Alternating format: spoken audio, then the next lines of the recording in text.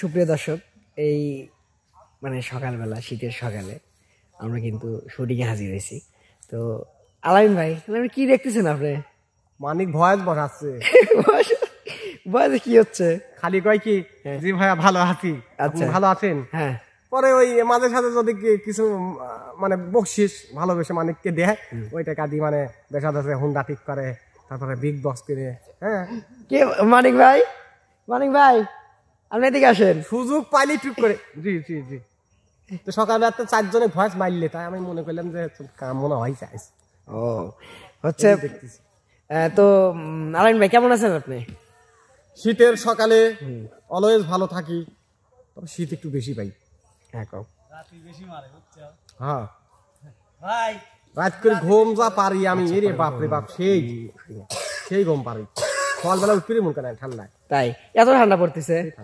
তো আলামিন ভাই আসতে কিরকম কষ্ট হয়েছে? আসতে অবশ্যই একটু কষ্ট হয়েছে, কারণ হচ্ছে আমি একটু বাইরে ছিলাম, বাইরে থেকে আসলাম, খুবই কষ্ট হয়।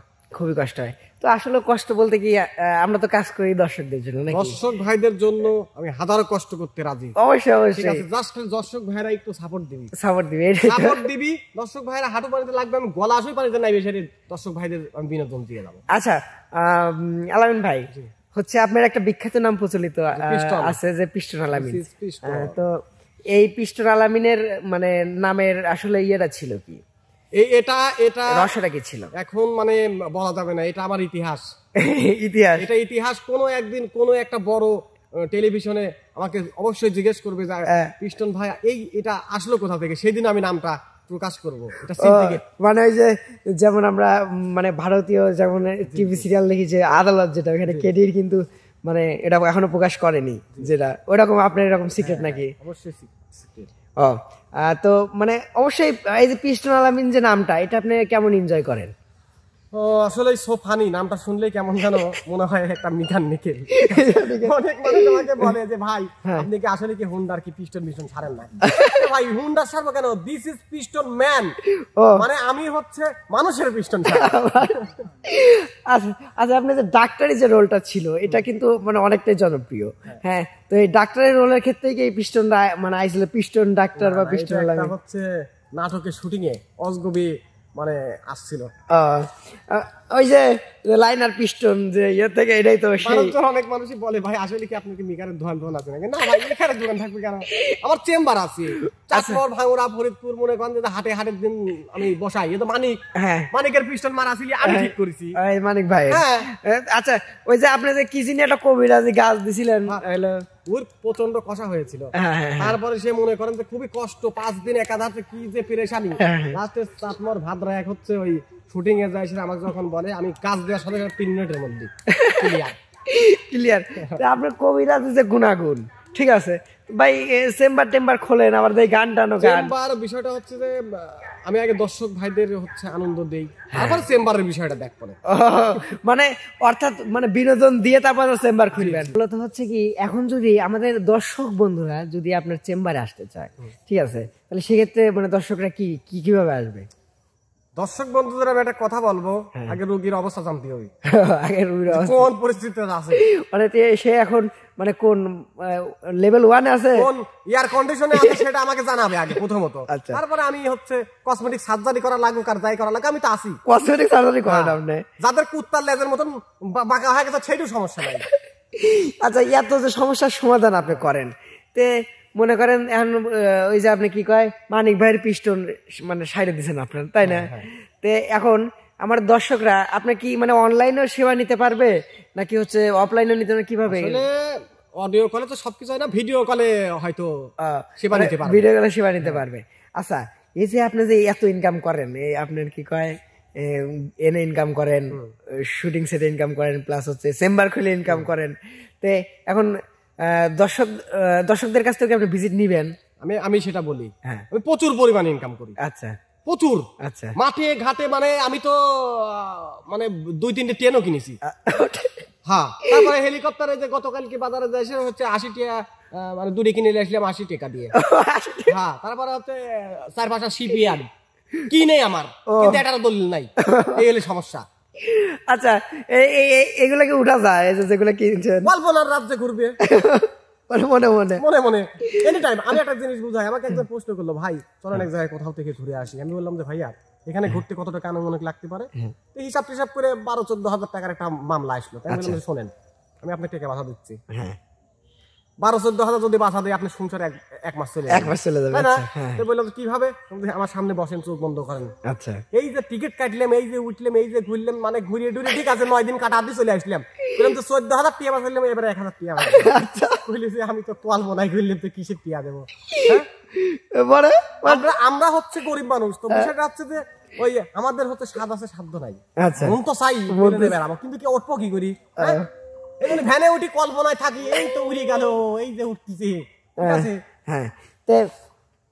হচ্ছে আচ্ছা ভাই, এই যে আপনার যে কেবল গেল এখান থেকে কি জানি কয় চালতার আচার বেচা, জলপাই আচার, তো মানে আপনি কি মানে এটা যদি বিক্রি করতেন তাহলে এই রোলটা আপনার কি হইতো? আপনি একটু শুনান তো। সকালবেলা উঠে সে দাঁত বিরাজ করে সে বাসি পান্তা চাইতে খায়। আচ্ছা, মা একটা সুন্দর করে বাইতে নাকি সেট আপ দেখতে হবে, ঠিক আছে। প্রথম গাড়ি হবি ফাইটে যায়, ওরে বুকটা ফাইটে যায়, বন্ধু যখন বউ লইয়া আমার বাড়ির সামনে দিয়া জলপাই আচার, জলপাই আচার, ভাঙা চূড়া, টিন লোহা, প্লাস্টিকের ছিঁড়া সিন্ডেল, হাড়ি পাতিল ভাঙা, বদনা ভাঙা, লাইনার পিস্টন ভাঙা দিয়ে পাচ্ছেন জলপাই আচার। দৌড়ান দৌড়ান, আর বেশি নাই, মানে আর বেশি নাই বলবো, জাস্ট সকালবেলা বাড়া ফেরি এই জিনিসটা আমাদের লাগবে, আর বেশি নাই। তারপরে বুঝবি ফুরিয়ে গেছে, তাড়াতাড়ি যাই। আচ্ছা, এখন মূলত এখন মনে করেন সওয়াল বাল, ধরেন ওই লাইন পিস্টন ভাঙাও নাই, এখন কাদা ধরছে, হ্যাঁ, তে মনে করেন ওর মা নিয়ে আসলো, এখন যদি কয় যে আপনি যে এটা দিয়ে যান, হ্যাঁ, তখন আপনি সেক্ষেত্রে বলবো ভাবি দুঃখিত, দুঃখিত। আর সেক্ষেত্রে যদি বাচ্চারা মাদের সাথে না আসে, সেটার জন্য একটা আছে, মানে আমি বলবো মাইকে তখন যে বাচ্চারা, ভাই ভাইস্তিরা, খালা খালুরা, যদি ভাঙাচোরা না থাকে, মায়ের কানের দুল, ডিম যেখানে আসে টুক করে চলে আসেন, এগুলো বিনিময়ে আমরা জলপাই আচার দিয়ে থাকি। আমি একটা জিনিস ভাবতেছি যে এই আলামিন ভাই অলরাউন্ডার, এদিকে আমার জলপাই আচার বেচতে পারবে, এটা তো মানে কোনো মানে বিষয় না। আচ্ছা ভাই, মানে অনেক ফানি করছি।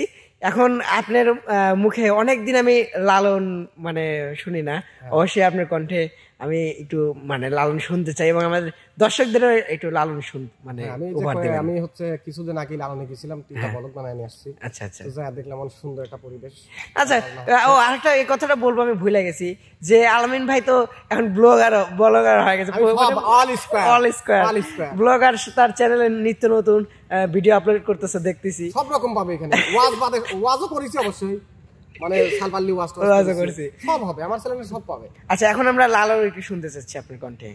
তুমি দেখা দিয়ে ও গো রাসূল, দেখা দিয়ে ও গো রাসূল, ছেড়ে যেও না বন্ধু, আলো পাবো না তোমার মতো দয়াল বন্ধু, আলো পাবো না তোমার মতো দয়াল বন্ধু, আলো পাবো না। হ্যাঁ, অবশ্যই, মানে অনেক সুন্দর ছিল আসলে। আলামিন ভাই, সত্যি কথা বলতে লালনটাই আপনার কণ্ঠে আমার মানে অনেক বেশি ভালো লাগে। 14.5 বছর, মানে আমার বয়সে 14.5 বছর আমি গানের জগতে, খুব বাচ্চাকাল থেকে। আচ্ছা, আর এতটাই আমার নেশা ছিল গানের প্রতি, তখন তো ভাইয়া গান দিয়ে আমি জীবন শুরু করি। তো 26 দিনের মাথায় আমি একটা স্টেজ কনসার্টে উঠি, এবং আমার উস্তাদ ছিল, তিনি তারা বাজাচ্ছেন, আরেকটা উস্তাদ ছিল সে মিলিটারি, আমার মনে আছে সদর মিলিটারি। তো ওই উস্তাদ হচ্ছে আমাকে এইভাবে ধরে রাখছিল, মাইক্রোফোন হাতে এইভাবে দিয়ে, মানে আমার তো ভয়, জীবনের প্রথম মানুষ, মনে আছে অবশ্যই। আচ্ছা, আপনার হচ্ছে স্টেজ প্রোগ্রামে প্রথম ভাইয়া দিয়ে শুরু হয় না? আচ্ছা, আপনার কণ্ঠে একটু ভাইয়া শুনবো, দেখি কেমন।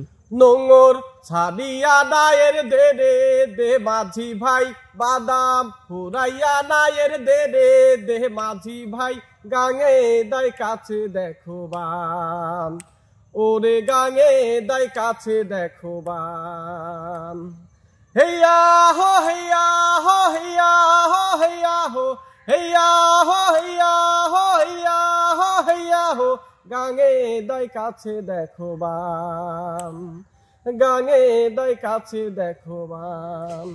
এটা কি আপনার মানে প্রথম গান ছিল? এটা আমার লাইফের প্রথম গান, এটাই প্রথম ছিল। এটারও হিস্টোরি আছে ভাই, আমি কেন গানের জগতে আসলাম। আচ্ছা, এটা আমি ছোট্ট করে একটু গল্প বলি। আচ্ছা, আমি হচ্ছে দাদার বাসায় থাকতাম ছোটকাল থেকে। আচ্ছা, মানে খুবই ছোটকাল থেকে, বয়স যখন 3 বছর তখন থেকে আমি দাদার বাসায় থাকতাম। আচ্ছা। তো বাবা মা যখন দাদার বাসার ওইখান থেকে মানে জমি কিনে অন্য জায়গায় বাড়ি করে, তো বাড়ি করার পর তারপরে দাদার ওইখানে ছিলাম। তারপরে আমি একদিন যখন বাবার মানে আমার বাসায় বেড়াতে আসলাম, দাদার বাসা থেকে আসলাম, তো বাড়ির পাশে ব্যারাক স্কুল ছিল। তো হঠাৎ করে ব্যারাক স্কুলে হ্যাঁ গান হতো বৃহস্পতিবার। আচ্ছা আচ্ছা। ওইখানে গান গাচ্ছে, হঠাৎ করে আমি যা শুনতেছি গান। তো আমার খুবই আগ্রহ জাগলো যে গান আমি শিখবো, কিন্তু শিখবো কোথায়? হ্যাঁ, তখন তো রেডিয়ার যুগ। আচ্ছা, ওই রেডিয়ায় শুনতাম। তবে এখানে কিন্তু একটা মজার বিষয়, ওই যখনই ছায়াছবির ভালো গান দিয়েছে রেডিয়া, আমি জোরে দিয়ে খালি দৌড় মারিছি, মানে শোনাচ্ছি যে আমি আমার কাছে একটা রেডিয়া আছে। আচ্ছা আচ্ছা, ঠিক আছে, এই জিনিসটা হয় ছোট বাচ্চাদের কাহিনী। আচ্ছা। তারপর আমি প্রাইমারিতে যখন ভর্তি হলাম, বৃহস্পতিবার আমাকে গান বলতে বললো। আমার খুব মনে আছে, আসিফ ভাই সেই গানটা আমার খালাতো ভাই বললো যে ও পিয়া তুমি কোথায়। পরের সিরিয়ালে আমি আমাকে বললো যে ভাই এইরম ভাই লাঠি মনে আছে এরম। আচ্ছা ভাই বললে দাঁড়াও গান গাও, সারাই পারিনি। ওরে ভাই রে এবার করি এই জায়গায় এমন একটা বাড়ি মারলি ভাই, এই জায়গায় এমন একটা বাড়ি মারলি, আমার কি কমো ভাই, আমার সেই খারাপ লাগেছে সেই দিন। ভাই তাই মাইছি ভাই, বৃহস্পতিবার দিন মার খাইছি, শুক্রবার দিন আমার মনে সেই জেদ, এই গানের জন্য মার খেলাম আমি। আচ্ছা, তারপরে দেখতেছি পরের সপ্তাহে আব্বা কইলাম যে হচ্ছে আমার টেপ রেকর্ডার ক্যাসেট কিনে দেন।